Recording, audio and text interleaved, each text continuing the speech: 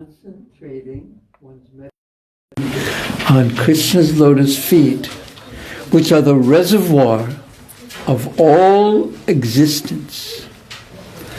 So all of existence has its source in Krishna, in his lotus feet. He is so powerful. He's unlimitedly powerful. He's inconceivably, unlimitedly powerful. So by concentrating one's meditation on your lotus feet, dear Krishna, which are the reservoir of all existence. Does everyone have that in their mind? Who can tell me what they... Raise your hand if you can tell me at least one part of that. Yes? By concentrating on your lotus feet, which is the reservoir. Which are the reservoir. And how do they address Krishna? Do you remember? Now I'm going to tell you. And after this, as soon as I read it to you, I'm going to ask you if you remember. So the pressure is really on. O lotus-eyed Lord. So how do they address Krishna?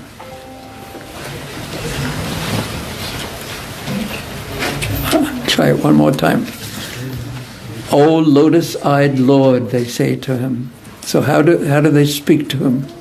How do they call him? O Lord, who has eyes that are like a lotus. By concentrating, okay, now see.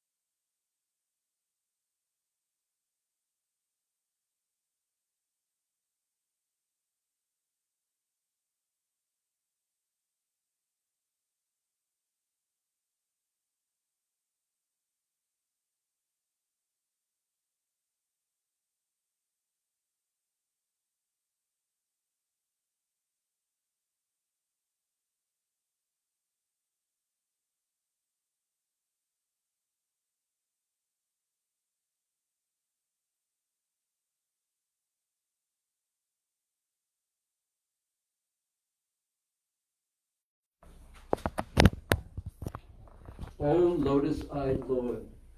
Can you see his lotus eyes? Yes. And who are his lotus eyes?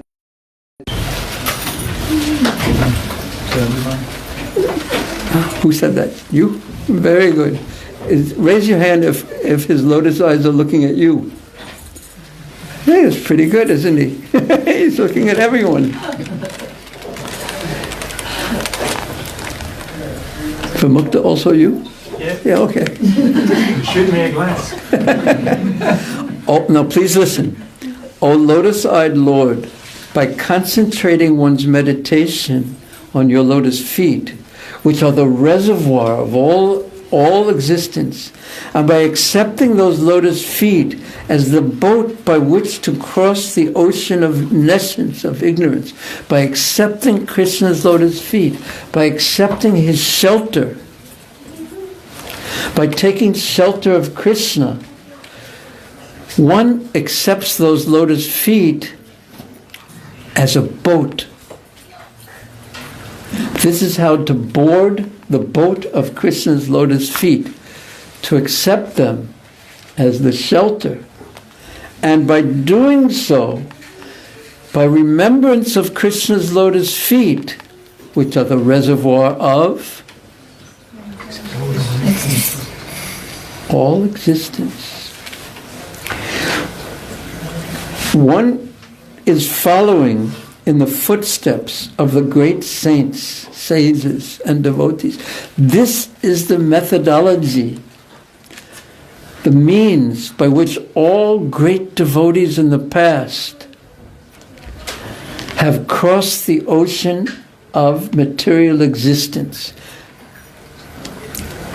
by focusing their attention on serving Krishna, serving his lotus feet, those feet become like a boat. And that boat has the capacity, once you board that boat of Krishna's lotus feet, to help you cross the ocean of material existence, which means ultimately a very, very fearful. Material existence is fearful. And this is the process that all the great devotees and saints and sages and teachers in the past have used to cross the ocean of material existence. And the verse ends in this way. By this simple process. What simple process? Raise your hands. Raise your hand. Yes. Meditating on the Lord's lotus feet. By meditating on the Lord's lotus feet and accepting his feet, his service, and by thinking of his feet, this is the boat by which we board and thereby cross the very fierce ocean of material existence. By this simple process, one can cross the ocean of nescience, the ocean of ignorance, as easily as one steps over the hoofprint of a calf. As easily as what? As easily as what? Yes, say it, someone. Now, could you step over the Swan River even? Raise your hand if you have the capacity to step over the Swan River. No, no one. I was just checking. Only Jimmy, I think. Oh, he's raising two hands. Maybe that was in surrender. Hey, help. What to speak of the ocean? We can't step over that. But one can very easily, everyone in this room could very easily step over the hoofprint of a calf if it is filled with water. Now, how large is the hoofprint of a calf approximately? Well, okay, it depends on the size of a calf. If it's a big calf, it may be like this. If it's a small calf, it may be like that. Now, easily one could step over that. So one can cross the ocean of material existence, which ultimately means destruction. And it's fearful. It's like, have any of you ever stood on the roof of a very, very tall building and sort of looked down? Have any of you had that experience? Raise your hand if you've had that experience. Where do you feel? What do you feel? Hitesh, what do you feel? Fear. Where do you feel it?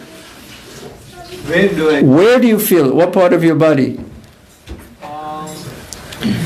In heart, yeah. In the heart, okay. Where else? Yes. And it's right here. Some terror. For a moment, terror enters the heart through the stomach. Yes? You have had that experience? Yes. Yes. You like it? No. No.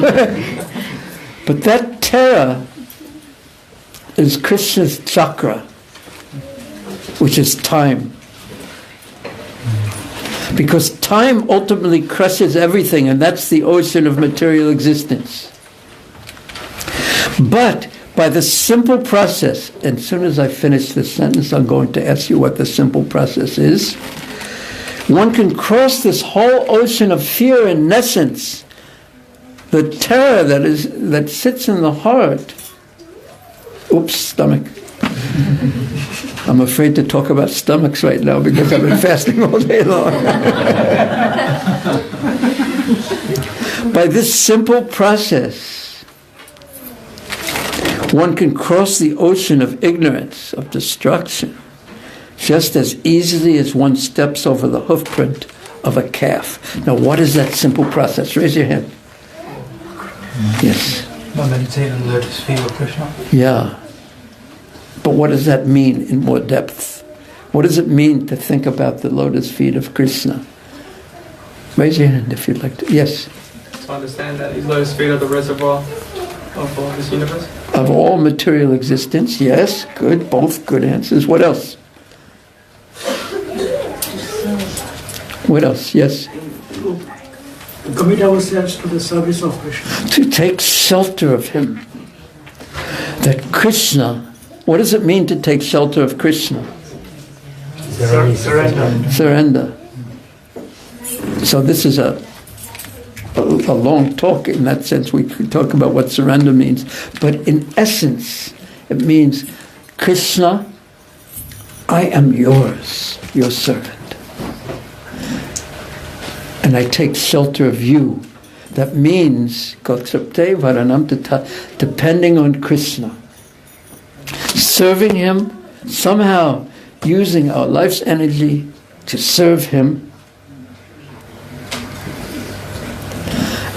and accepting that he who is the reservoir of all of the material energy, just think how vast, huge, inconceivably unlimited the material nature is. Just look up, well, not right this minute, don't go outside and look up at the stars, but when you look up at the stars, it's just so vast. And if you look down at the smallest atom, it's so infinitely, ununderstandably deep.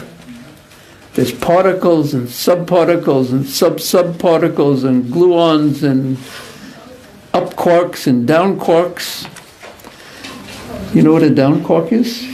Neither do the scientists. It's okay.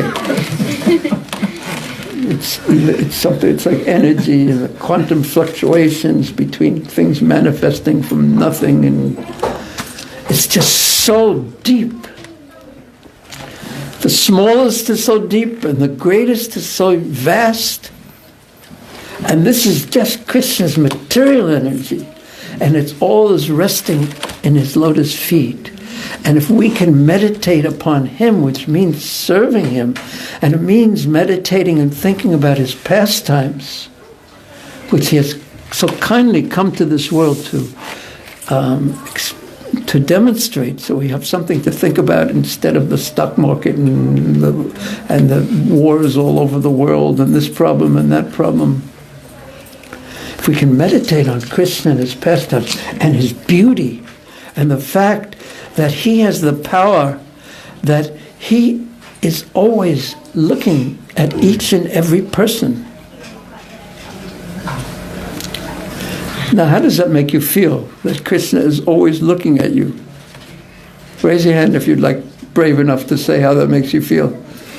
Yes? Confronting. Confronted. Confronting. How does it make you feel? How do you feel? Think about that Krishna is watching, and he knows everything that's going on. Ishvara sarvabhutaram hridaya arjuna tishtati. And there's no way you can hide. If you want to hide, how does it make you feel?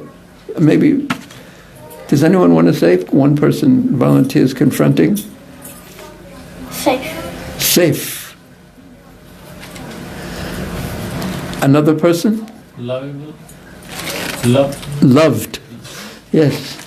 See, depending upon our consciousness, the fact that Krishna is with us all the time and can see us is going to affect us differently. But if one takes shelter of him as a servant, then one will feel protected. We serve, and that allows us to feel one of Krishna's protected group.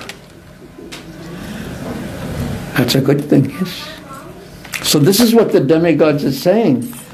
When they're looking at little Krishna in the womb, by this simple process of taking shelter of Krishna, one can cross the ocean of ignorance, nescience, vast, just as easily as one steps over the hoofprint of a calf.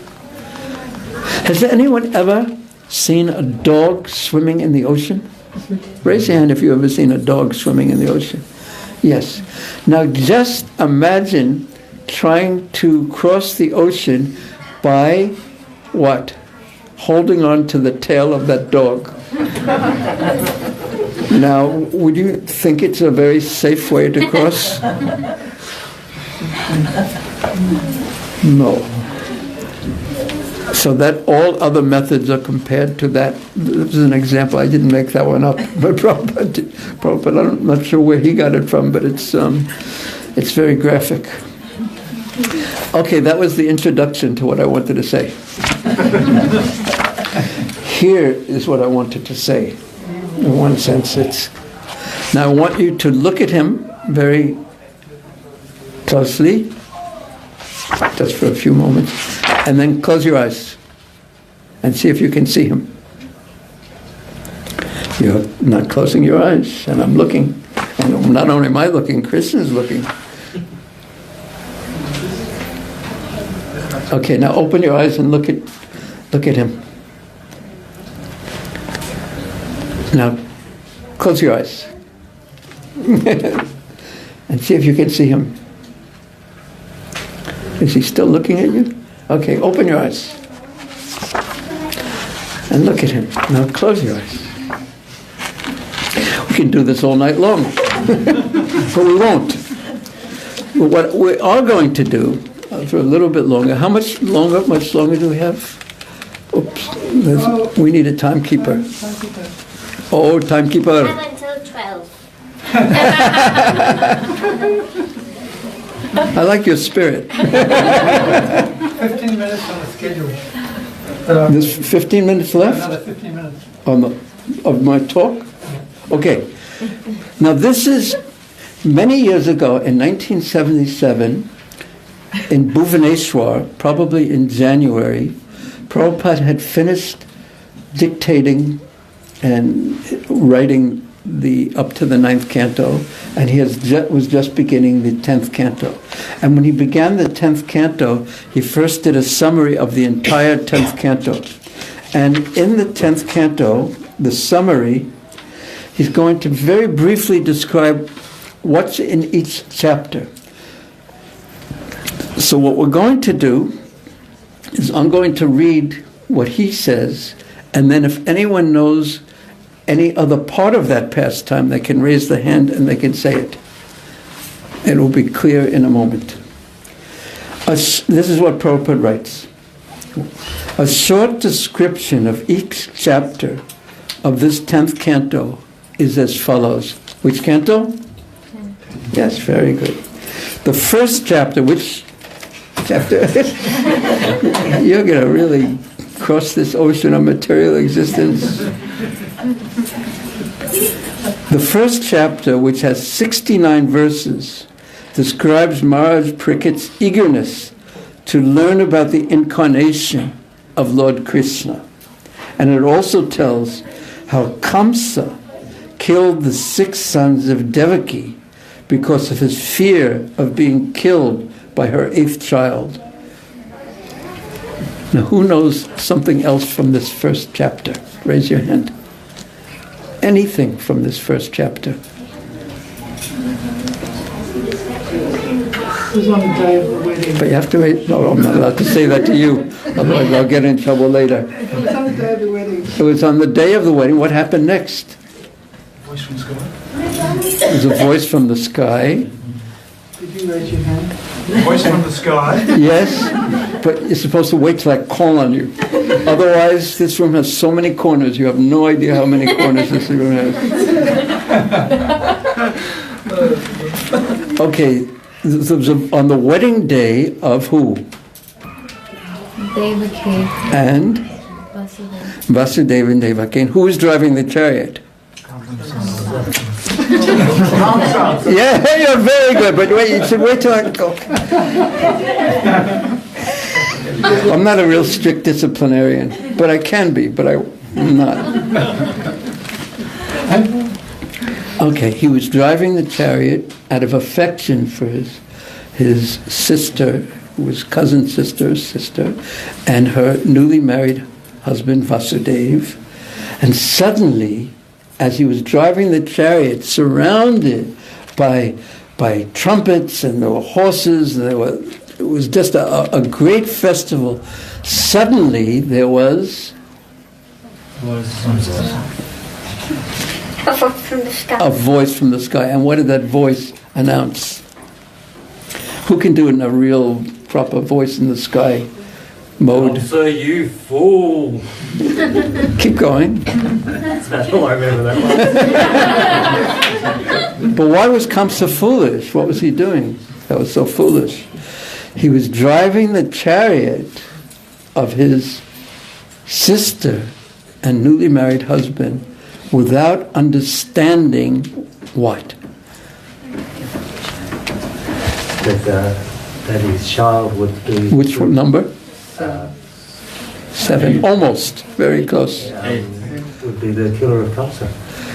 That you don't know that the 8th child, you're driving the chariot of the husband and wife whose child is going to kill you. You're a fool. And Kamsa, immediately upon hearing this, he was driving it with so much affection, but he immediately pulled out his sword and was going to kill Devaki. His affection changed just like that. And Vasudeva spoke to him and he calmed him down. He tried to preach to him. He tried to philosophically explain things to him. There's no death of the soul. But Kamsa, his mood would not change from trying to kill Devaki. Finally, Vasudeva said, you have nothing to fear from Devaki because it's not she who will kill you, it's her 8th child. And I promise you that as each child is born, and we don't know if she will even give birth to children, but as each child is born, I will bring that child to you, and you could do with them as you like, even kill them. Kamsa was simply, what word would you use to describe him? Demonic. And what word would you use to describe someone who's demonic? Monster. Monster, yes. I was thinking of something... Cruel, yes. Another word? Control. Excuse me? Out of control. Out of control. Horrible. Horrible. I was thinking of completely selfish. Rascal. Yes. Who said that? You. Yeah. He was completely selfish. Does that mean that someone who's completely selfish is a rascal? I think so. Oh, okay. Yes, that's I don't want to condemn myself, so I won't say it. But yeah, it's Ishwaraham Aham Bhogi Siddhaham Balavan Sukhi means that all that's important in this world is what's good for me and what I want. That's complete selfishness, and that is a rascal, and that is demonic, and that's evil. And what were the other words used? It was horrible. They're horrible. Would you like to meet someone who was completely selfish and didn't care about anything else but what he wanted to do? No one would like to meet such a person. And Kamsa was such a person. So he didn't kill Devaki for his selfish reasons. He did the right thing for the wrong reason. And when we do the right thing, it's good, but when we do it for the wrong reason, later on there's going to be trouble. And there was trouble. That's something to do with the first chapter. In the second chapter, Prabhupada explains, it contains 42 verses. How many in the first chapter? 69. Yes. Did you get it right?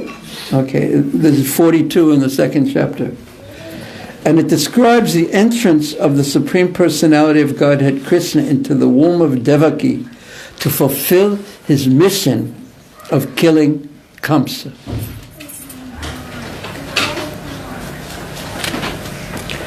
When Krishna was within Devaki's womb, all the demigods, headed by Brahma, offered prayers to the Lord. And we just heard one of those prayers. Very significant. And who remembers, raise your hand for this one, who remembers what the one prayer that we just heard was? Who remembers a part of it? Yes. About stepping over the imprint of a calf's hoof in the ground by meditating on Krishna, who is the source of all existence. Yes, but there's some little, thank you, very good, some little parts missing. Yes? Oh, lotus-eyed Lord, but just by meditating on your lotus feet, we can cross across the ocean of nations. Yes, that's between what everyone said, yes. So that was one of their wonderful prayers. In the second chapter. And how many verses in the second chapter? 14. The third chapter contains 53 verses. Kitna? 53. Okay. This chapter describes the appearance of Lord Krishna as he is. The Supreme Lord comes to this world. The Lord's father and mother, understanding the Lord's appearance, offered prayers. But fearing Kamsa, the Lord's father brought the child from Mathura to Gokul Vrindavan. Gokul. There. And there's the little boy. Now here's a question for you. Why did Vasudev, the Lord's father, bring the boy to Gokul, cross the Yamuna? Why? Fear of? But yet they knew he was the Supreme Lord. So why was he afraid? His child. It's his child. So he had both concepts. Vasudeva had both concepts, ideas in his mind. That Krishna was the Supreme Lord, Vishnu, and yet he's my child.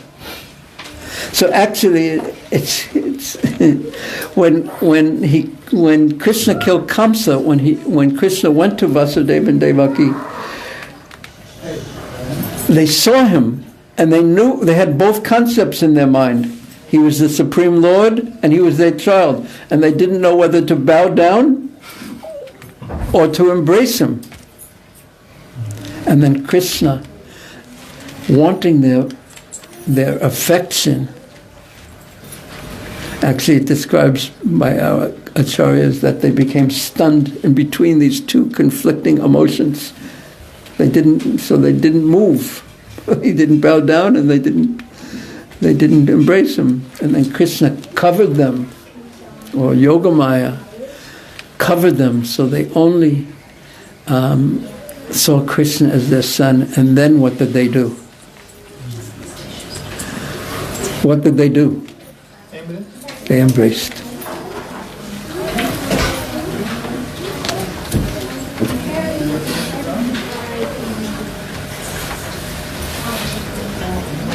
The fifth chapter contains 32 verses, and it describes how Nanda Maharaj performed the birth ceremony of Krishna and then went to Mathura where he met Vasudeva. Does anyone know why he went to Mathura? Does anyone know? Raise your hand if you know.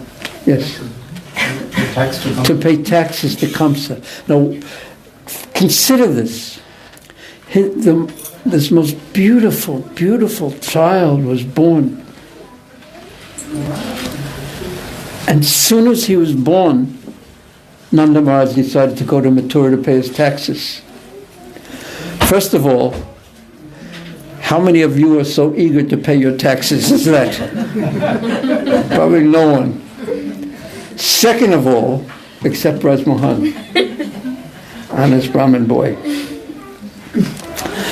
But why did he choose that time to do it? When Krishna was just there, just born, like the day after, 2 days after. Why did he choose that time? Does anyone know? Do you know? Would you like to know? What's the question? Why go at that time? Why choose that time to Why did he choose that time? pay taxes?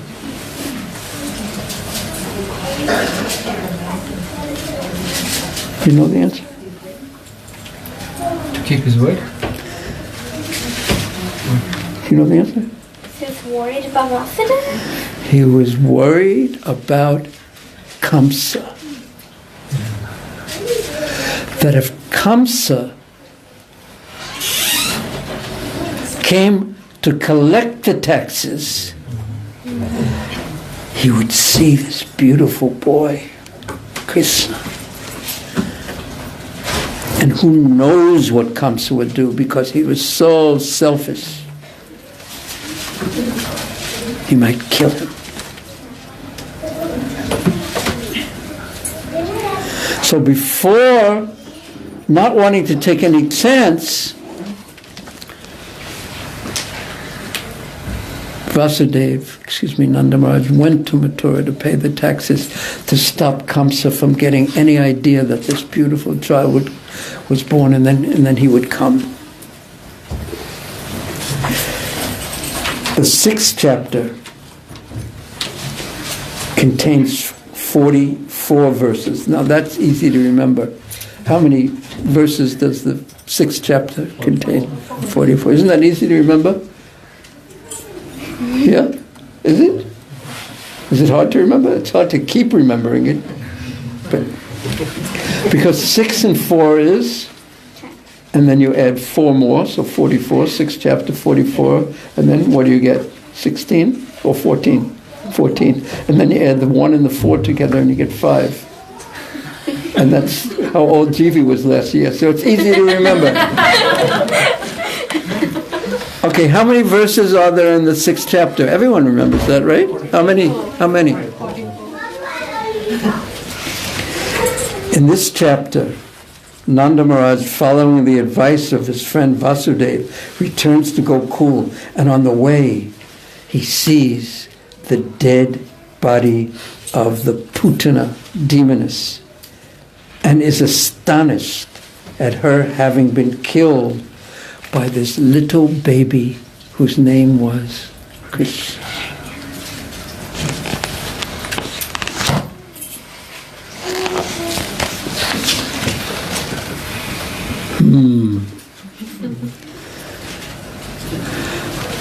Oh chokidar, oh chokidar, kya karo?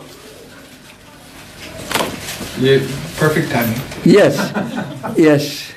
What do we do now? The prayer. The prayer. Can you, I pray that you will tell me the voice from the sky. Oh, if I would have only known you were there at the right time. We're going to invite people to spend a few minutes to write something from the heart. Yes. As their little offering to Gopinath. What should they write it on? They will be supplied. And they shall sit right here? Wherever they like, but it'll probably be quieter here. Let's see if you need to stretch your legs. And then write a prayer to Gopinath.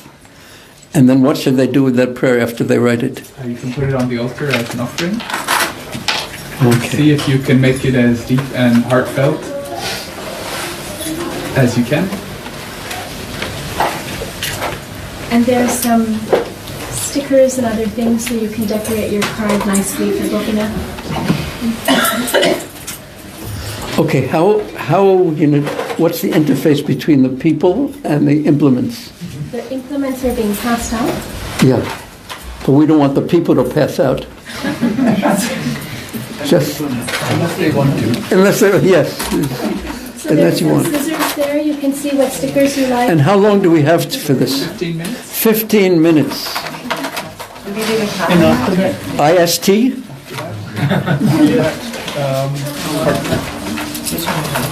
You can take a card and an envelope and a pen and something to decorate with. I think we should have a few. Yeah.